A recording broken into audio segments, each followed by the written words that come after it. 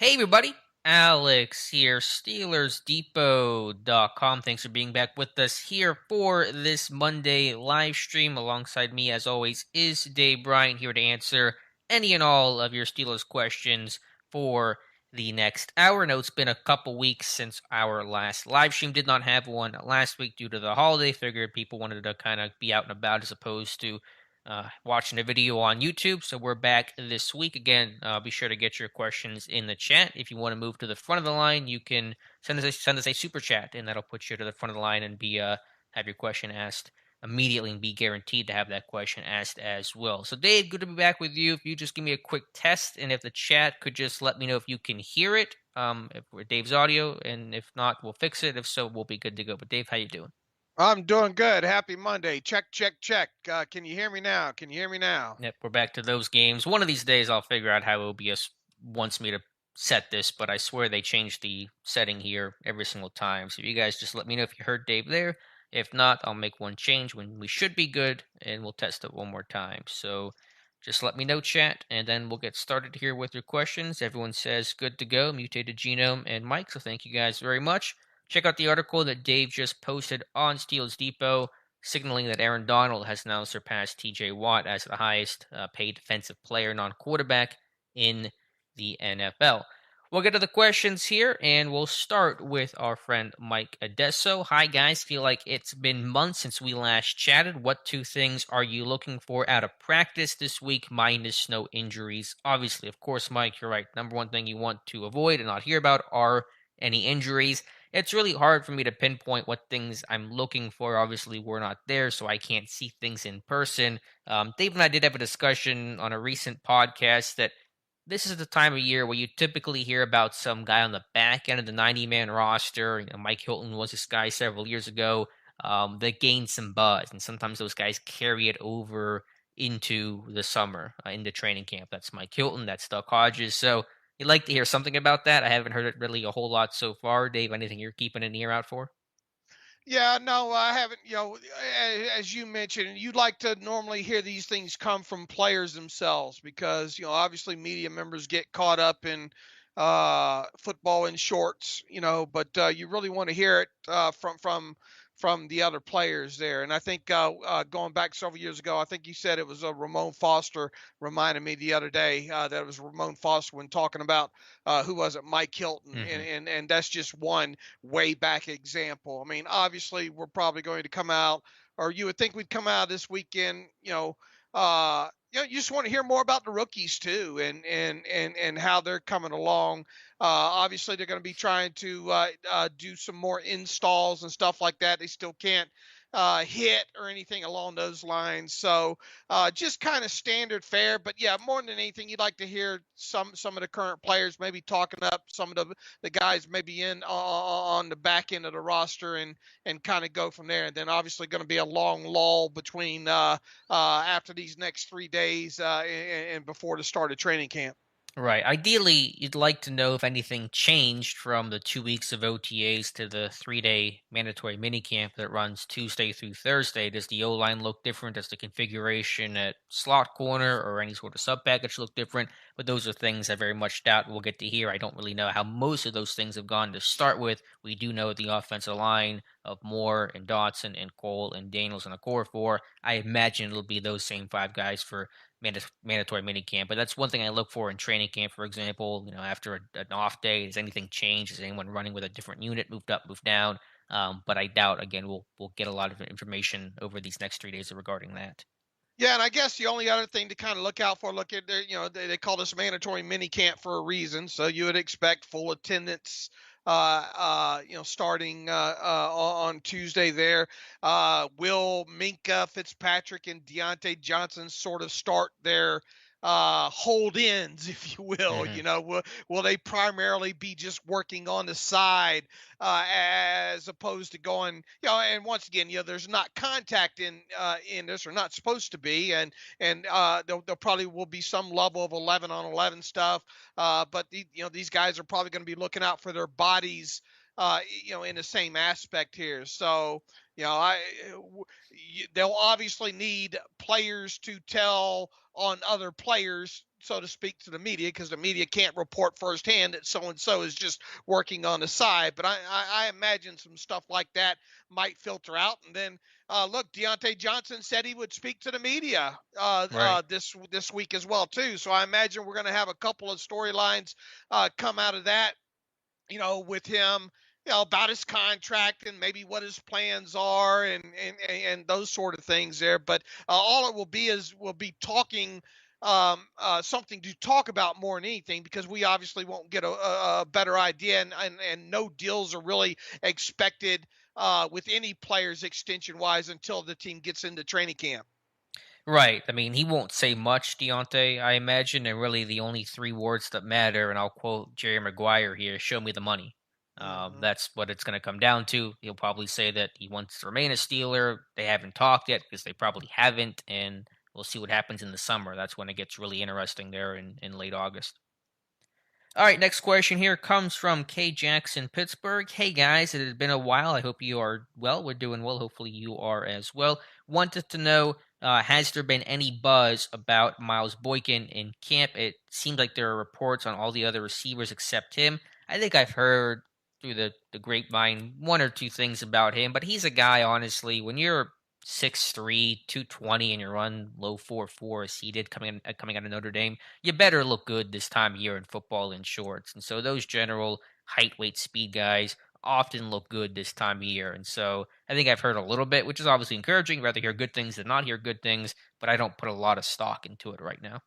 Yeah, the only thing we don't want to hear about is anybody having drops Right. or anything along those lines, or soft tissue issues, or something along those lines. I understand the reason to be excited here. Obviously, a different kind of level of football in shorts here, but I really start. I don't try to read way too much into anything here until Alex really starts giving us those reports in training camp, and then beyond that, once I can get my own eyes on some of these guys, once the preseason starts and you see who's lining up with what group, and kind of moving forward from there. I mean, technically, if I missed all the entire off season from OTAs and mandatory minicamp, if I had to pick, some things to miss, that would be what I would choose to miss, Hmm. because of the fact that, I'd much rather wait until training camp to start drawing some harder conclusions on some of these players, especially guys on the back end of the roster there. But I mean, yeah, it goes without a doubt. With the Steelers and obviously their kind of rebuilt receiving core, if you will. Are they going to keep 6 wide receivers this year? Probably more than likely. They did go out and sign a guy like Gunnar Olszewski and all to a 2-year deal. And while there's not a lot of guaranteed money up in that, he is expected to kind of be your return man on top of it. So he's kind of a quasi Arnez battle type, if you will, wide receiver slash special teams guy. You obviously have your 2 rookies in George Pickens and Calvin Austin III, who, by the way, Calvin Austin III signed his contract today, so that now leaves Kenny Pickett as the lone draft pick to sign his rookie deal. You obviously have Chase Claypool, Diontae Johnson, so there's 4 wide receivers right there. Gunner, you would think, barring something strange happening, probably, technically, untechnically, you're 5th, and then you are looking for another guy to kind of step up there. And I guess another thing to kind of pay attention to if it gets out is how much in the slot is a guy like Chase Claypool maybe Hmm. playing? Is a guy like Calvin Austin the third primarily just trying to learn the slot position, or is he continually going to be trying, moved around and playing some Z and stuff like that? So, the wide receiver, as far as the total numbers and who slots where on the you got Anthony Miller, who really, Right. quite honestly, right now is probably your most experienced slot guy right now. And this is the same Anthony Miller that struggled to get any playing time at all, last year behind a guy, like Ray McLeod. And Miller was promoted, I think, once or twice to the Hmm. active roster. And what Caught do you one have? pass. One pass Yeah. last year. So yeah, kind of looking at what's going to happen beyond the 2 experienced guys in Diontae and Chase Claypool, and obviously your 2 rookies in Pickens and Austin, Mhm. what's going to happen behind those guys? Yeah, I was just thinking the other day, just as a quick aside, man, Dave, I wish this was the year Pittsburgh had the Hall of Fame game because you need 4 preseason games Mm-hmm. to evaluate these quarterbacks, especially a lot of the youthfulness on this offense, the secondary division of labor, defensive linemen, stuff like that. So I wish A, they either had kept the 4 preseason games, or B, Pittsburgh was having the 4 this year as opposed to last year. Yeah, that's a good point. Let's see. Question here from Mutated Genome. Barring injuries, of course, as the roster stands now, which positions are you comfortable with the starters and backups, and which need additions? There isn't really any one position to me, Dave, where I'm sitting there going, they have to go sign an outside free agent. Even defensive line, knowing Stephon Tuitt's retirement, I don't think it's as urgent of a need as other people think. I wouldn't be against it. If it's a Nick Williams, a Sheldon Richardson, some mid to low level guy, that's fine, but I think you have 6 guys who are, penciled in for a roster spot right now along that D line. Backup running back, to me, I'd like to get a more defined, true running back behind Najee Harris. The team seems intent on rolling with the guys they have. So if you want to make me choose one position, I'm still going backup running back. Yeah, I think running back could be an area where obviously barring injury, running back is a position you could see them add to. Man, they added KZ as a safety slash kind of dime guy there, so they seem to address that. They not only drafted a inside linebacker but added Miles Jack there. They I suppose an outside linebacker. I mean, it wouldn't hurt my feelings to see this team still add yet another experienced outside linebacker type. So I guess if forced to choose right now, let's say between now and I don't know a week into training camp, I could potentially see them adding, like you said, a running back or maybe yet another outside linebacker. I don't know about you. I'm still not comfortable with the depth at outside Hmm. linebacker behind obviously TJ Watt and Alex Highsmith. I mean, if you had your druthers right now, Alex, would you rather see them sign a backup, an experienced backup running back or an experienced outside linebacker? Yeah, you can make a case for both. I still might lean running back because at least they've added to the edge room with Skipper and Avery, and you have Tuska returning and some interesting undrafted guys, and TD Moultrie and Tyree Johnson. What have they done to add a running back? A couple of the undrafted guys, to be fair, Jalen Ward, Mateo Duran, are interesting players, but you like to have maybe more of a veteran guy back there. They've added veterans in Trent Scott and Demonte Casey, in Skipper and Avery. They haven't added that veteran backup running back, so I'd still prefer to see a runner come in. Okay. But good question there from Mutated. If you guys could like the stream as well, hit that like button. I know it's such a cliche YouTubery thing to say, but it really helps us out, so I'd appreciate that as well. K Jackson, another question here, saying, should the Steelers check in with the Eagles about reacquiring Javon Hargrave since Philadelphia drafted Big Jordan Davis? Dave, I know you've talked about that as a potential happening next year, but any chance that could happen this summer? I mean, you never say never. I've learned over the years not to speak in absolutes when it comes to something like that. But man, you just look at Hargrave's contract alone. He's due a $12.75 million base in 2022. Man, they have a lot of prorated money that they would eat with him if they traded him on top of it there. So even if the Eagles were to, let's say, be willing to part with him with Hargrave from a dead money aspect, they would obviously want something fairly lucrative to come on, to have to eat so much dead money on top of it. Are you talking about a third round draft pick? And remember, Hargrave's only under contract through 2022 because the Right. other 3 years are void years on him, and you obviously acquire that contract. And then the other aspect of it is that base salary of 12.75 million, and unless you could get the Eagles to eat some of that on top of the dead money, good luck with that. But even if you could, or if they weren't willing to do that, how are you going to accommodate that $12.75 million really base cap charge? And he's due a $250,000 workout bonus. I don't know if that's paid to him already or if that'll be due to him by week 1 or not. So let's go ahead and round up and call it 13 million for all practical purposes. The Steelers can't afford to have one player acquired via a trade with just a $13 million cap hit. They would have to, even if they traded for him, I would assume that they would want to get permission with to talk to him and his agent first to work out some sort of extension, Right. because this is a lot different than kind of the Joe Schobert thing that we saw last year, because they were able to take Joe Schobert and add on the void years and then get his cap number down that way. And as we heard Kevin Colbert talk about earlier in the offseason, even though he's technically no longer the general manager, is this team is done with the void year process. So just looking at it from the Eagles side, from a practicality standpoint, it doesn't make sense. And to look at it from the Steelers side of things, from a practical standpoint, it really doesn't make sense. Now, you want to talk about after the season, when I think Hargrave's contract voids in February,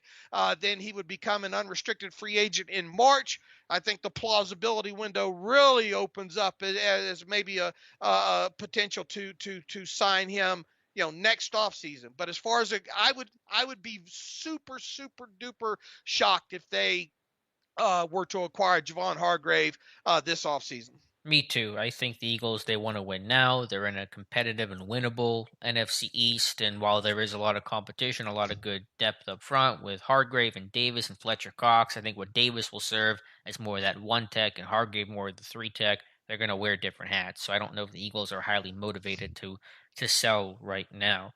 John Pennington says, hello, Dave and Alex. Hi, John. Guys, what do you think of Donovan Jeter? And do you think he can move a veteran off the roster or practice squad player? I don't know a ton about Jeter, undrafted free agent in Michigan.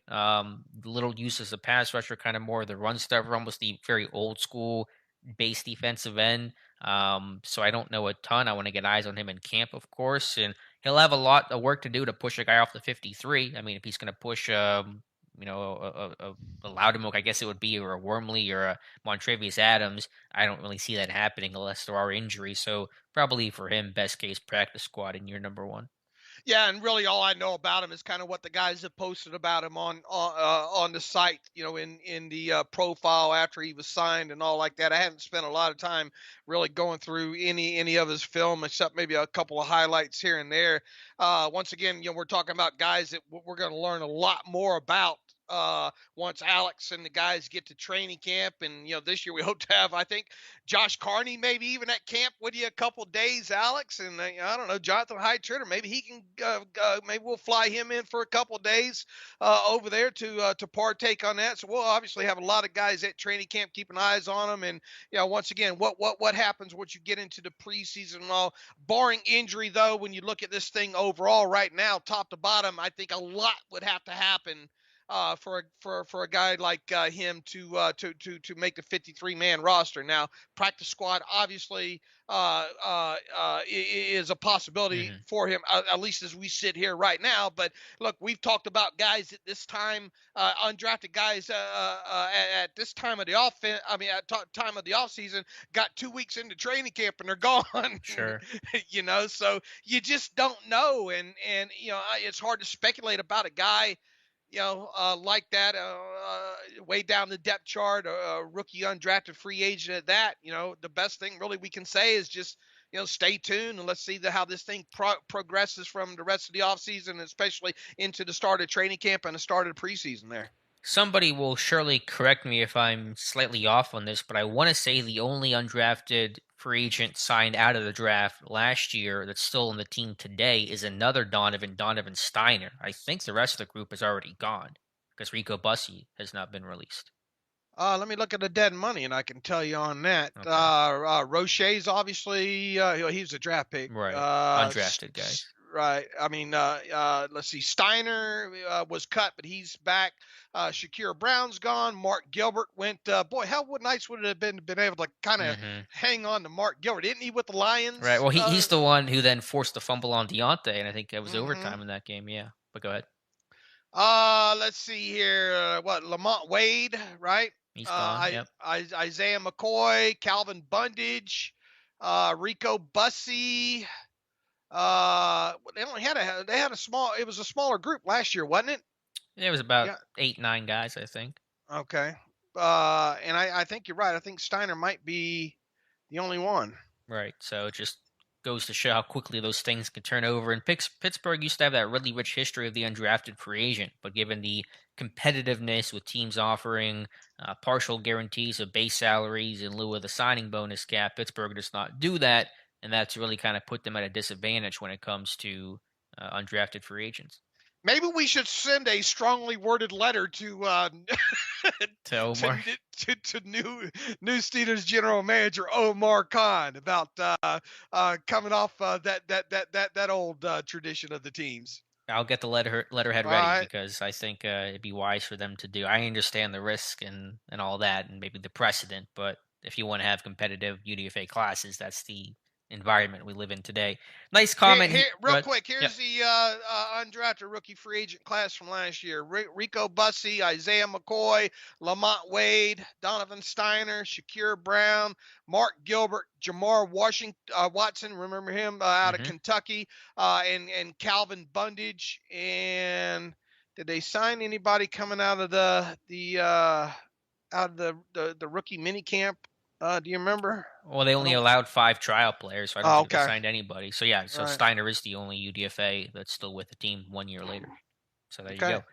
Nice comment and a question here from our friend Patrick Donovan. Just says, just want to say you all have done an amazing job with all the hires the past few years. Put together an A plus plus plus group. So that's A with 3 pluses. Patrick, thank you so much. Yeah, really proud of the team. We're growing, going in the right direction, and can't wait for the season to start. For the comment here, Patrick says, yesterday during the NBA game, there was a big thing with the refs' comments about the score and how much time is left as to why Draymond did not get the second technical. Do you think the refs in the NFL do stuff like that? Not to that extent. Basketball is different with the frequency of fouls, and you get guys to drive the paint, and you get the block versus charge kind of whole thing. So I don't know. To the broader point, do the refs kind of take into consideration who the player is and the circumstance with their calls? That's a good question. I'm sure probably to an extent, even subconsciously, there's probably a thought there, but I don't think it's quite as noticeable or prevalent as it would be in basketball. I don't know. I guess when I guess if you wanted to boil this down to like pass interference calls on some defensive backs, or wide receivers drawing some, maybe more notable ones might be given the Right. benefit of the That's doubt true. more on either side of it, side of the football, wide receiver or defensive back, as opposed to that third round rookie. You know what I'm saying? That kind of thing there. Consciously, subconsciously, I don't know. And obviously with the NBA, and look, I'm not a big NBA fan, but I did watch that game yesterday, and the whole Draymond incident and all like that. And I'm not a fan of either team overall, so I don't have a dog in the fight. But from what transpired just in that one incident on the floor there, and the fact that Draymond already had the technical on him, I think they got to the right point there of the foul on Draymond, but not giving him the second technical. I don't think there was enough enough there for that, for whatever that's worth. Yeah, I don't. I didn't end up watching the game. I saw a clip, so I don't have a lot of insight there. And obviously, you don't foul out in football, so there's a different component to that as well. So I think that's why it's a little less prevalent because even if you get called for 2 pass interferences, you're not getting kicked out of the game like you would if you get is it 6 fouls in the NBA. Next question comes from this person. Any thought of reaching out to Kim Hayward to appear on the podcast? Yeah, that'd be a good idea. I mean, we're gonna try to do some interviews and stuff. I think during the dead of the off season, these next 6 weeks following the mandatory minicamp. So maybe Hayward's certainly been very visible media wise. I think that's something he wants to pursue, potentially pursue post NFL career, which I guess is 5 years from now. So maybe we can make that happen. Yeah, we might reach out to him. I've thought about maybe once we get a little bit more deeper into the slower part of the off season, maybe reaching out to Omar Khan, maybe see if we can get him to come on the show. Yeah. I don't want to say that we're all best buds with Omar Khan or anything, but I think we've got some. He knows who we are, and we know who he is, and have had some minor contact with him, over the course of the last, I guess, 12 months per se. We'll see if he might have. I mean, he went on that podcast the other day, kind of out of the blue. who was that had him on Jed their Hughes. I think I called him Jerry on the podcast. I'm thinking of the Okay. Bills player. I think those guys have been friends. I don't know what the relation is, but I think they've known each other for a long time. Yeah, yeah. So maybe that's a possibility. But look, one thing is we have built this podcast really on not having interviews because a lot of times sometimes depending on the player you get or the person you get they're not the best interview all the time. But we're obviously open to it and I think what we had Shazier and Franco Harris Alan Faneca, and Ike Ike Taylor, I think. Taylor, Yep. so that was quite an interesting direction there that way. So never say never. We will effort something. I'm sure these next 6 weeks. If you could ask Omar Khan one thing, what would it be? Something he hasn't been asked already.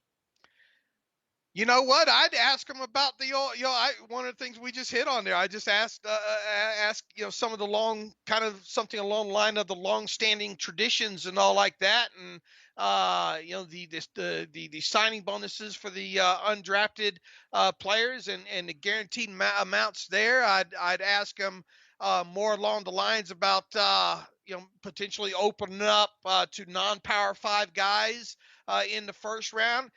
We know so much about what the Steelers process has been for the last of X amount of years. I would kind of want to try to needle him a little bit more into, and he obviously probably not going to spill in any of the beans unless by accident there, but you can't get him to spill the beans if you don't ask the right kind of questions, but more along the lines of questions about, maybe things he would do different, as opposed to what we've seen kind of Kevin Colbert and the rest of and the organization do all this time.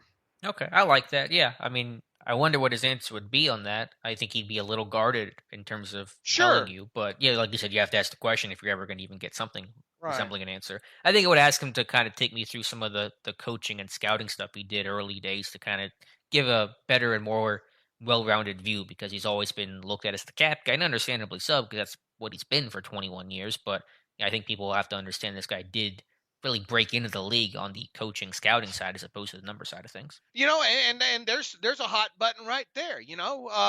Ask him point blank. Omar, what do you think about the people that say, well, you're more of a cap guy and not a scouting guy, and Right. and let him attack that end of it there. And I had another one right on the tip of my tongue there, and it just flew right out. Maybe I'll It'll think come of it back. here in a minute though. But just things along those lines, like that would be perfect, I think. I want to get to a question here from Ross Swisher and Corey in a moment. But one thing that Omar Khan has not been asked, and I am shocked he's not been asked. What do you think about Kenny Pickett? What are your thoughts on the first round quarterback the team took? There you Would go. you, I mean, obviously he's going to say that, but they like him and he likes him and all that. But I'm just surprised no one's asked the guy, what do you think about the franchise quarterback you've, quote unquote, inherited? There you go. Anyway, we'll get back to the questions here. Mike, I don't think any mention on terms of who's been in the slot. Probably some mixing and matching there, so it might be a little hard to glean. I think Casey said he's worked in the slot a little bit, but not a whole lot there. Ross Wisher, are you guys confident in Witherspoon or Wallace guarding receivers of Chase, Higgins, Cooper, and all the other great receivers in the AFC? I feel like Gilmore would have made it better. Yeah, I think it's a point I've had since last year. Last year in the summer, like May, June, I said, do they have the athleticism, the top end cover corners to compete? The speed to run with some of these really fast guys last year when you're playing against guys like Hollywood Brown, no longer an issue with him being shipped to Arizona. But I think Witherspoon has the tools to be able to be that higher end cover corner guy if he can kind of level out and find more overall consistency. So I was really happy to see him resign because, yeah, I think you need someone who has the traits to match those top names you mentioned. I think Witherspoon will give you the best shot at that.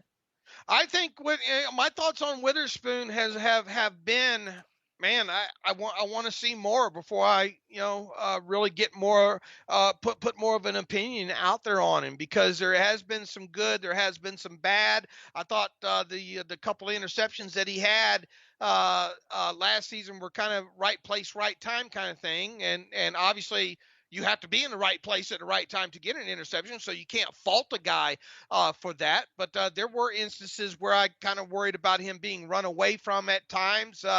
I think the jury is way out on him right now, and I think we're going to learn in a hurry once the 2022 season gets underway of whether or not he can be your starter on the outside for the next couple of years there. And I worry about his tackling. I've worried about that since day one.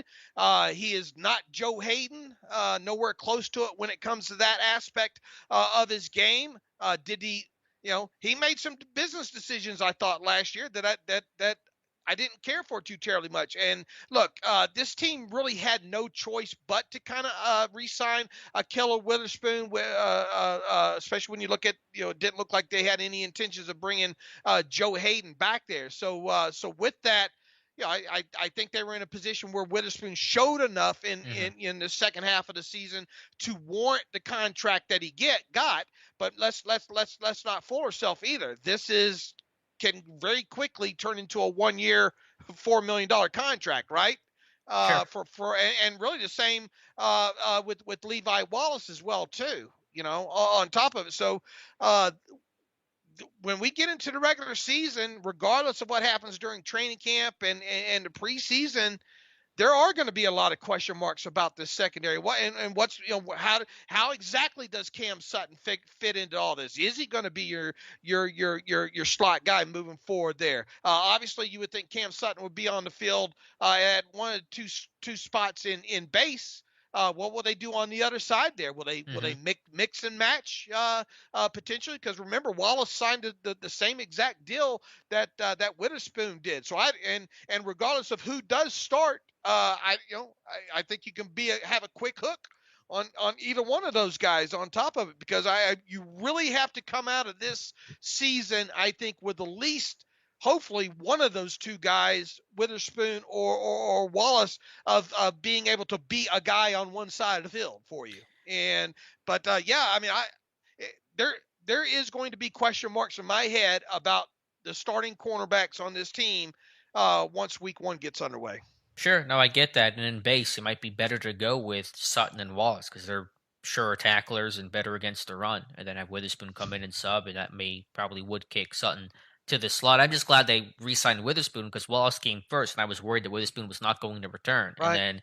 then the thought there, and I'm speaking very broadly, but Sutton and Wallace, in terms of their coverage ability, they're like high floor, low ceiling guys. They're not the super athletic, twitchy, toolsy guys. And you need at least one of those people, and they're hard to find. You'd love to have the premier cover corner like Jalen Ramsey or Jair Alexander. Those guys hard to find and develop, but at least you have a good athlete in Witherspoon who certainly showed the ability to cover at a pretty high level the last 6 weeks of last year.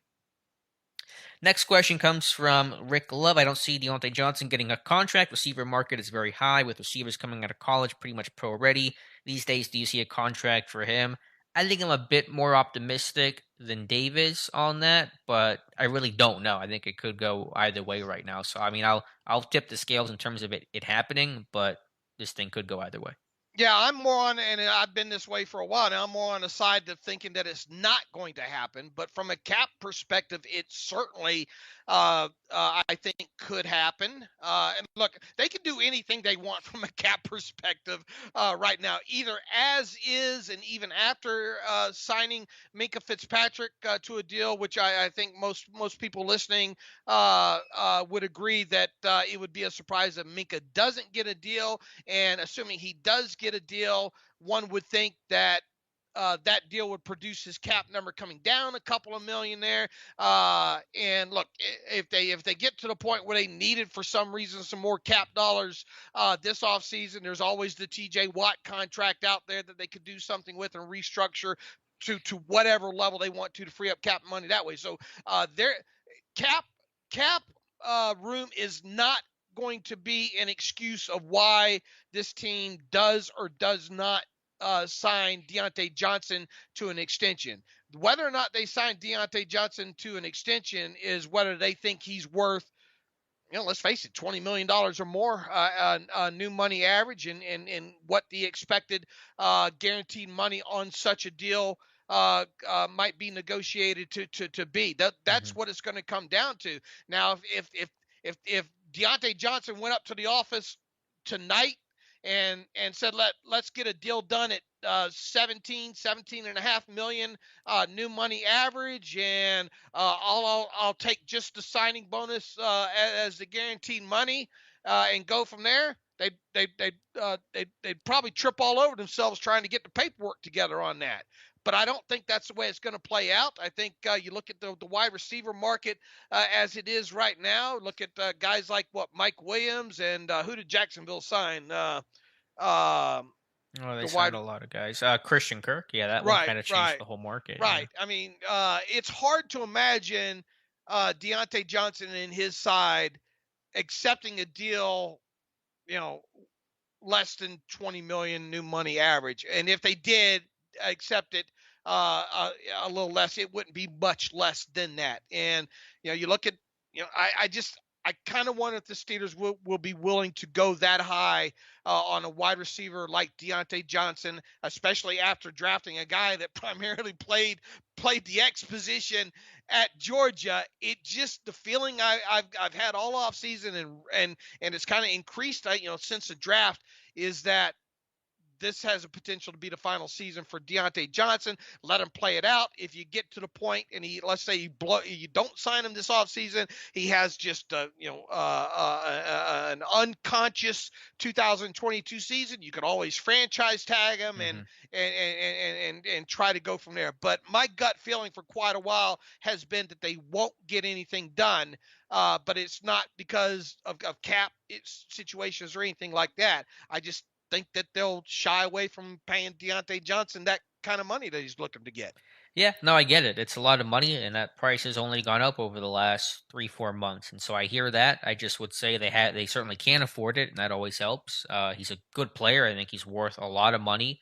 I think Omar Khan wants to retain good talent, and you want to have a good group of receivers for whoever you're young, and hopefully for Pickett, budding franchise quarterback is. You don't want to lose top weapons for him. A guy like Ben could make guys look better. You want receivers who make your quarterback look good out of the gate. So we'll see what happens, but I think it's certainly possible.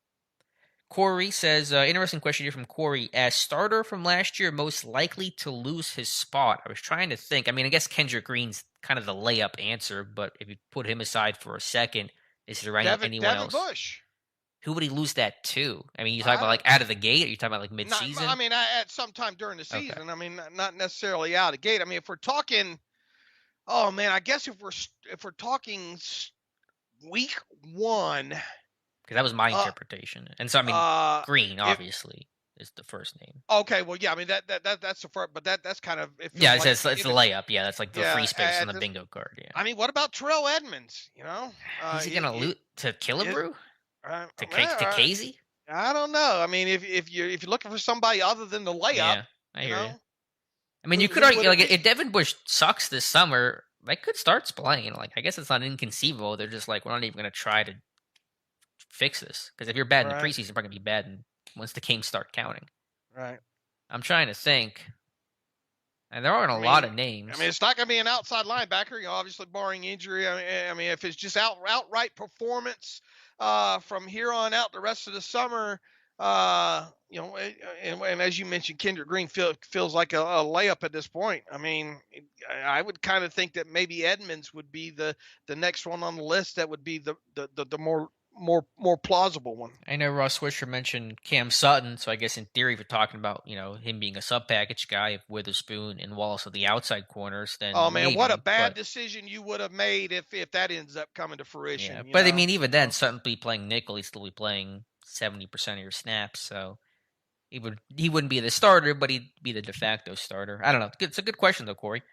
John, do I think players in the practice squad and rookies will get a fair shake to get on the 53-man roster, or will favoritism play a factor? I think they get a fair shake. I think Tomlin, one of the best qualities about him is that fairness, and it's not that everyone gets treated the exact same way all the time. Obviously, that's not true of any organization. But I think that everyone has a fair shot to make it. I think the example I've always pointed towards was Colin Hobart, the long snapper they drafted in the sixth round back in what was it 2017, and I feel like, of course, he's going to be the guy. You just after the long snapper, but then he loses his job to Cameron Kennedy in a really close, tightly contested battle. It wasn't like Hobo was objectively terrible or anything like that. So I think that's going to be fair for these guys. Yeah, but also keep in mind, especially bottom end of the draft picks and undrafted rookies and things like that. I mean, these off seasons now have gotten to the time of practice, and then now obviously not with the preseason games being shortened by one, and then the Steelers obviously not getting the extra one and not playing in a Hall of Fame game. I mean, you've got to get some level of work in with the guys that you think that you know the most about, as opposed to the guys that you don't know so much about. So in other words, what I'm getting at is these guys on the back end of the roster, they're going to have a short amount of time to really, really prove themselves, Sure. on top of it. But I mean, as we've seen, you make some special teams plays during the preseason and all like that. Tomlin will definitely reward those kind of players, like that. Yeah, I think about Rosie Nix, Jameer Jones, a more recent example. There's a lot of names to kind of fit guys who have truly made the team. Some interesting responses to the question from Corey about starter from last year who may lose his job this year. I think Vegas said Devin Bush, Chase Claypool to George Pickens. There's an interesting thought there. I think Russ Swisher said Cam Sutton, like I mentioned before. Wormley will lose to Loudermilk, so there's one to mention as well. Interesting one. Gerald saying Edmonds. Who also he said, by the way, he can't believe the Steelers have not won a playoff game in 6 years, which is crazy to think about that. I wrote about that this morning. The last time Pittsburgh has had this long of a playoff victory drought was 66-71. The right before Noel to the early years of Chuck Noll. So it's a historically long drought this team's in right now. Yeah, Mike Tomlin and the Steelers organization has gotten their money out of non-losing seasons. Hmm. Slogan on the bumper sticker and the T-shirts. Now it's time to move past that. Getting to the playoffs. Although I got to admit, if this team gets to the playoffs and wins a playoff game this year, Mike Tomlin might deserve Coach of the Year. That's just where I sit from where we are right now in June. But you got, I mean, you guys, a winning record's not enough now. Just getting into the playoffs is not enough now. This team's got to start making steps and strides to getting past that. Sure, they do. Question: This is pretty open-ended from Rich, and it seems like more of an idea than an answer to give in a 2-minute response. But off-season idea: What's been wrong with the Steelers drafting, free agent signings, player development, in-game coaching? Maybe use your analytics guys to shed light on what's gone wrong. It really varies season to season. I mean, the last couple, 19, obviously Ben gets hurt. 2020, Ben trying to return. Things kind of really faded down the stretch. The lack of a run game certainly hurt. An aging offensive line last year, a brand new offensive line, a young group, a defensive line that was battered by injuries and having a historically bad run defense. And so those are all just very broad answers you probably already know, Rich. And it's hard to really pinpoint exact common themes. But certainly, as we just talked about, this drought is something that's unacceptable, not to the Steelers standard, and needs to end sooner than later. I tell you, first and foremost, the running game, both sides of it, Hmm. and especially last year with the defense. And I mean, we've gone on now, 3 seasons lamenting the Steelers running game, and it just, you drafted an undersized guard last year and then turned around and expected him to play center for you last year. That obviously wasn't a great move and played a good part in that. But I mean, even Kendrick Green aside, this offensive line wasn't good enough at more than one position to be able to do that. And with the new quarterbacks coming in this year, and obviously kind of a realigned wide receiver group, if you will, man, you better be able to you. There are two things this team better be able to do if they're going to compete in the AFC North, make the playoffs, and win at least a playoff game, and that is run the football and stop the run.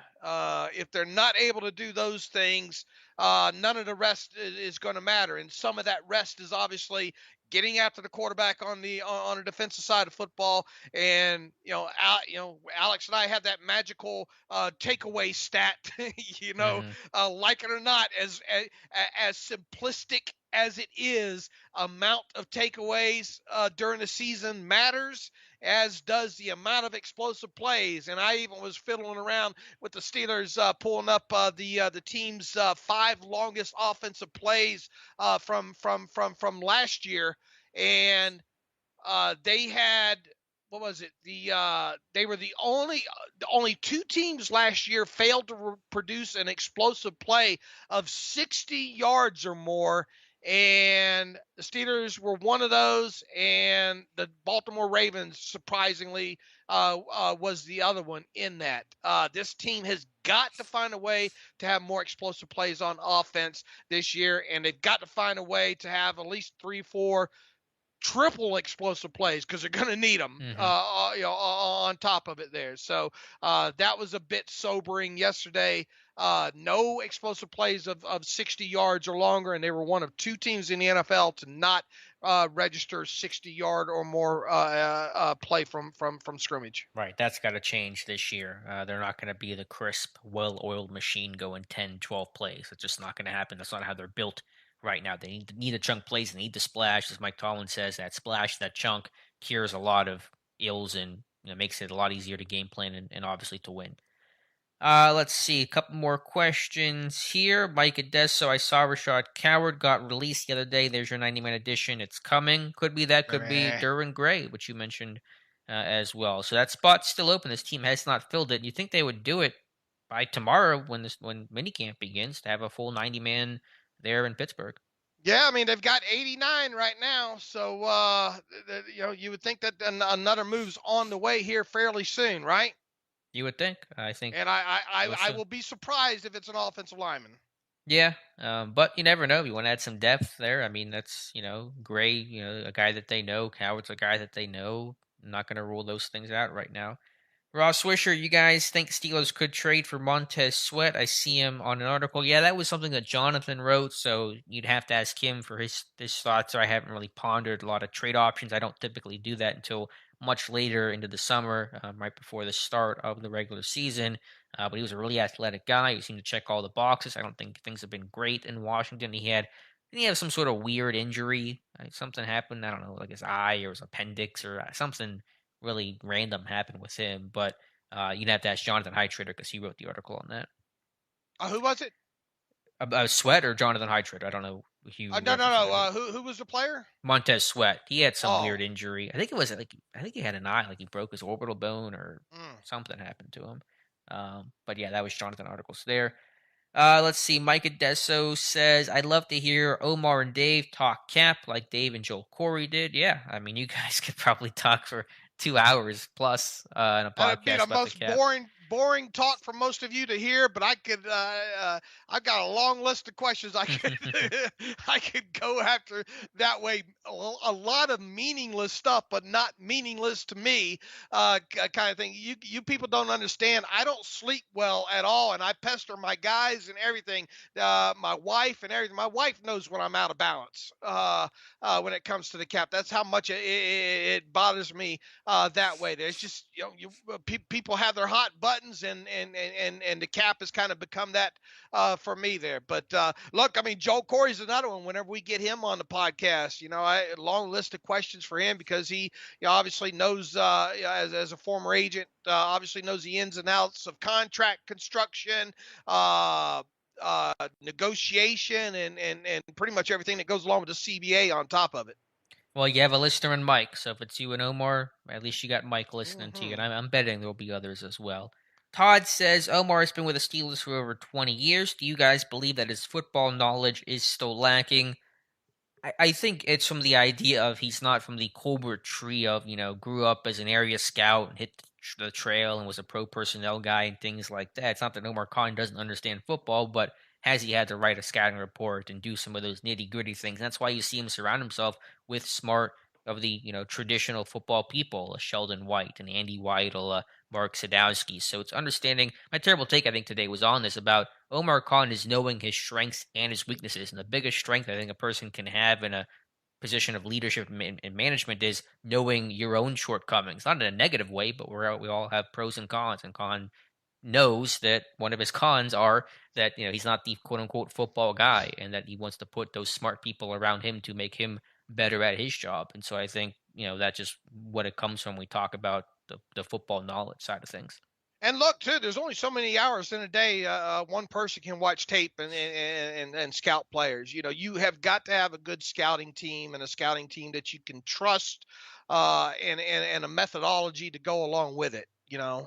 Because once again, you just can't. There's not enough hours in a day for one person to scout. All the people they need to scout. Right, right. And so, but I that's why I make it very clear that Khan does have a bit of that football background from his early days, and I think that is at least important to mention in talking about what he's done in his career, and that he has not always been the cap guy. Kind of almost fell into that. Just got asked, I think, by one of the Saints guys, "Can you help me out with doing some research on contracts?" And it just parlayed itself into the Steelers job, and the rest is history. Let's see, about 10 minutes left, so be sure to get your questions in. Vegas has one. Name the top 5 cornerbacks in Steelers history. Mel, Rod, but who else? Joe, Ike, Chad. Is that Chad Scott he's referencing? I don't think Chad Scott would make my top 5 of Steelers cornerbacks. I think one name, I don't have a whole list for you. I think obviously Mel Blount, Rod Woodson are going to be on there. I'd put Ike Taylor on there as well. Jack Butler needs to be on there for sure. Going a little old school there, but he was you know, Pro Bowl, All Pro type of corner before he broke his leg in the late 50s and then became the leader of Blesto and stuff like that and got in the Hall of Fame. So Jack Butler, Mel Blount, Rod Woodson, Ike Taylor. Who else should we add to that list, Dave? Oh Lord, that's a great question there. Let me Yeah, cheat. it's Let hard to me find that cheat a little fifth bit one. here. It's hard to write off the Mm-hmm. top of my head here. Yeah, Butler. Look, Butler, second in the franchise still after all these years in career interceptions behind Blunt. Right. He has 52. Rod Woodson. What about Dwayne Woodruff? Yeah.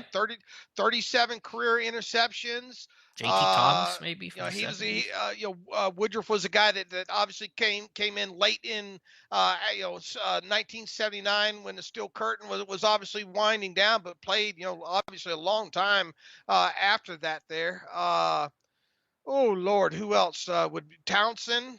Boy, never will forget. What was it, Townsend's interception against the Cowboys? Mm-hmm. In that Uh, comeback game, right? They came right, back and beat Dallas. years ago there.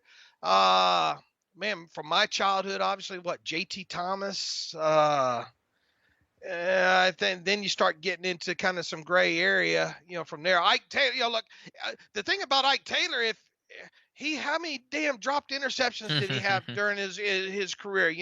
If he gets about half of those that he dropped, Ike Taylor will probably be looked at in a little bit different light. And look, he was especially good for the kind of defense that they played for most of his career as well too.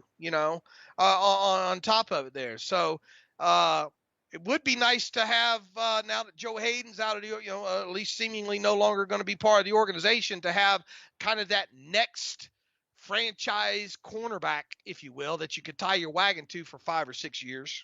It would be, and I think Witherspoon has the best potential to be that guy. Will it happen? Odds probably still say no, but that's the best chance. It's funny you mentioned Ike Taylor. I have an article on Ike Taylor and Huh. interceptions in the morning, and I just finished mostly writing it. And so that's I a know good one of them timing was there. against the Rams.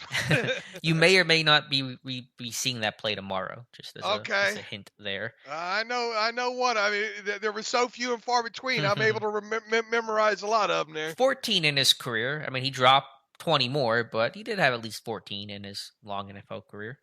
John Pennington, Alex, please keep your eyes on the defensive backs in camp to see if any team can cover the 2 rookie receivers. Thanks, John. We'll be looking. We'll be watching those guys in one-on-ones for sure. I mean, the first day, because I do backs on backers, I might have my eyes towards that more instead of the one-on-ones, but we'll have an eye on it for sure, John. I promise you that. Andrew Valat says swing tackle has me worried. Think they will sign an upgrade over Haig. No, I think Haig is the swing guy. I mean, they signed Trent Scott, who's kind of a swing guy, but an even worse version of Joe Haig. I think they trust Joe Haig. He can play everything but center, and he's going to be the swing tackle this year. Yeah, if you people have rosaries, use them. Hmm. This starting 5 needs to stay healthy. this year for sure. And there's going to be question marks about this five, even if they stay healthy right now. Obviously, you hope that you got a stud right now in James Daniels at right guard. There, you hope Dan Moore Jr. takes another step forward over there at left tackle. Will Kevin Dotson finally live up to man, it looks like he might be the steal of the draft,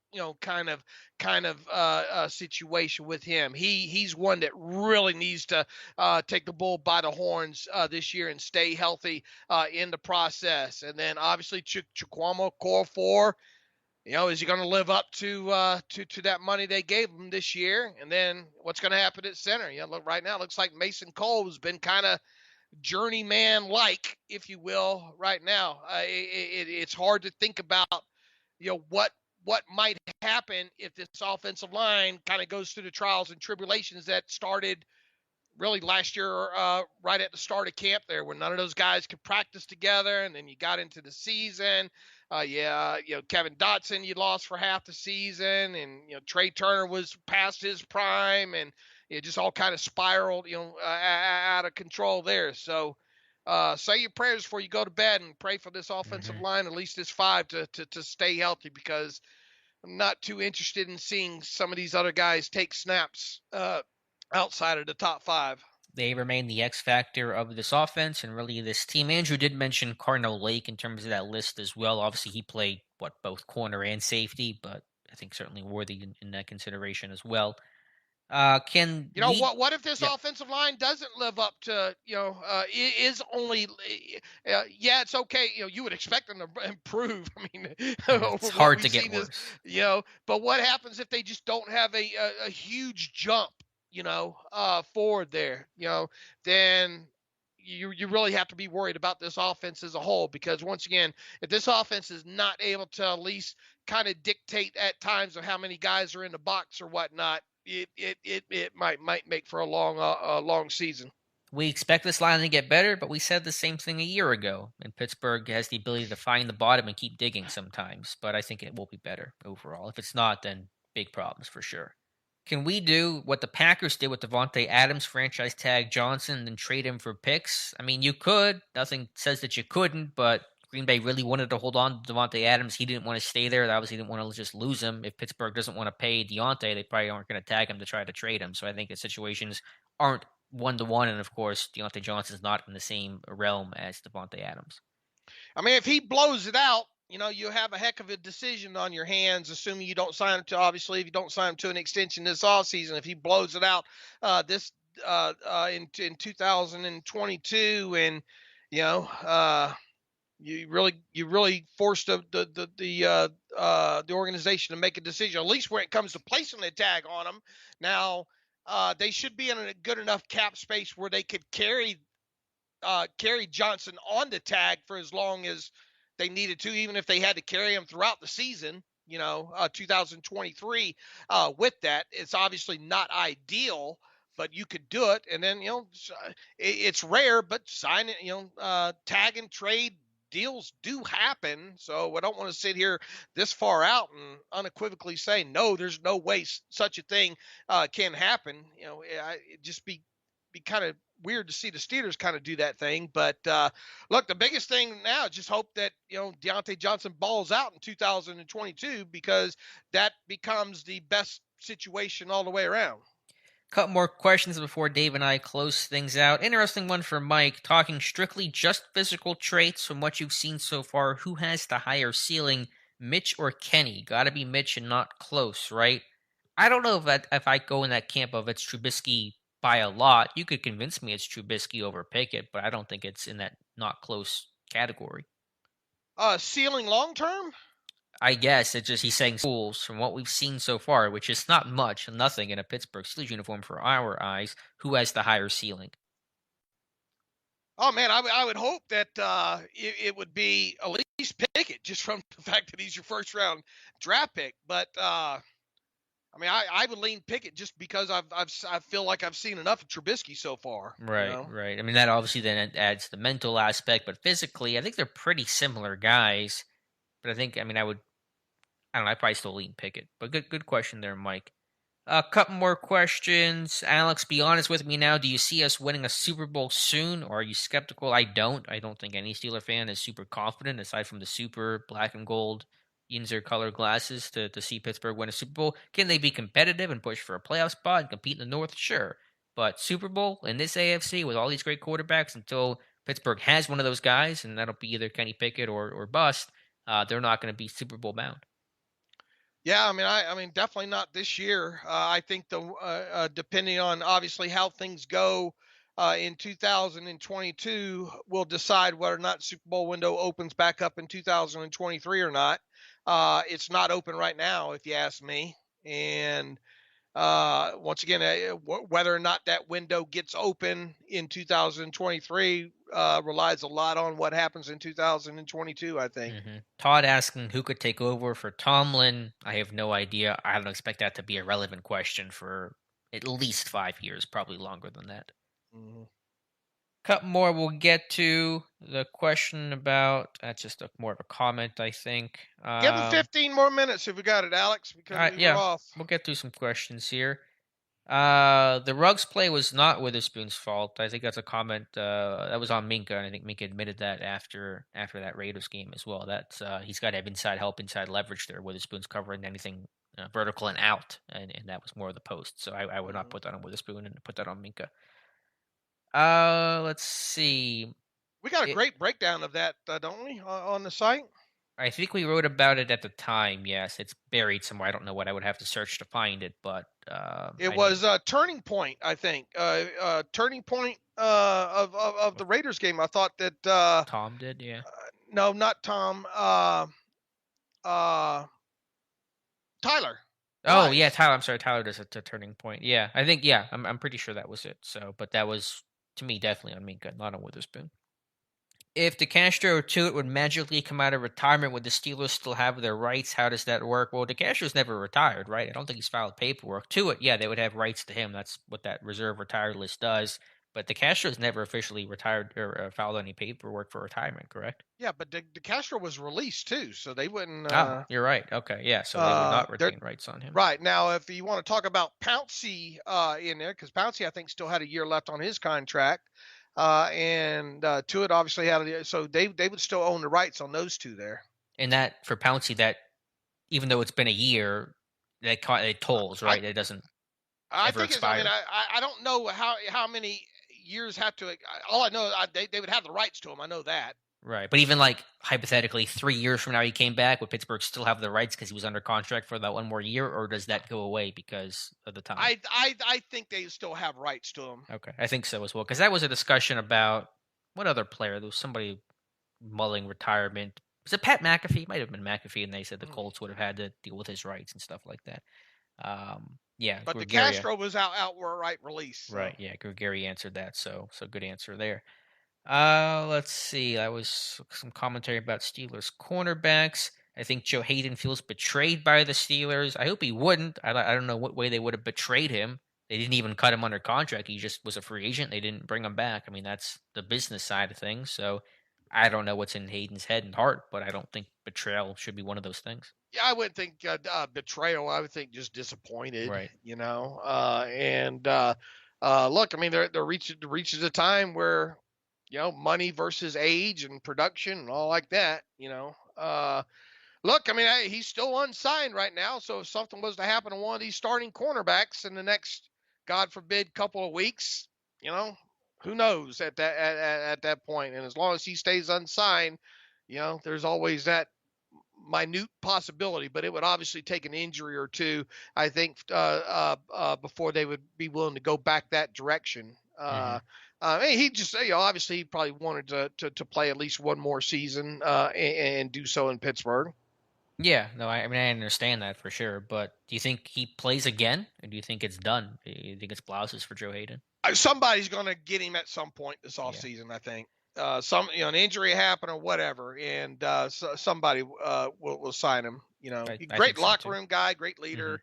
All like that. I don't know how much he can give you on the field, but there will be a team out there willing to might get in a situation where he would be the best option for them. And what you wrote this morning from what Grady Brown said, the comment on Joe Hayden, he said, you never hear this from a coach, but I appreciate the honesty that how much Joe Hayden taught Grady Brown about the NFL Right, this year. I mean, that just shows the humility of Brown, which you appreciate, but Hayden's just veteranness and even helping coaches, which is pretty funny to read. right. I think that's about it on questions. There was some Pirates talk there. If you also follow this channel, and hopefully you do and you subscribe, I have my Out of the Park series trying to rebuild the Pittsburgh Pirates. A new video will go up later this week, so you guys can check that out as well. I think that's going to wrap things up for questions. So appreciate you guys being here as always. We'll have some more videos and that type of content in the coming days. Dave, thank you for being here as always, and we'll cover minicamp Tuesday through Thursday. Absolutely. Looking forward to it. And thank you, everybody who showed up tonight.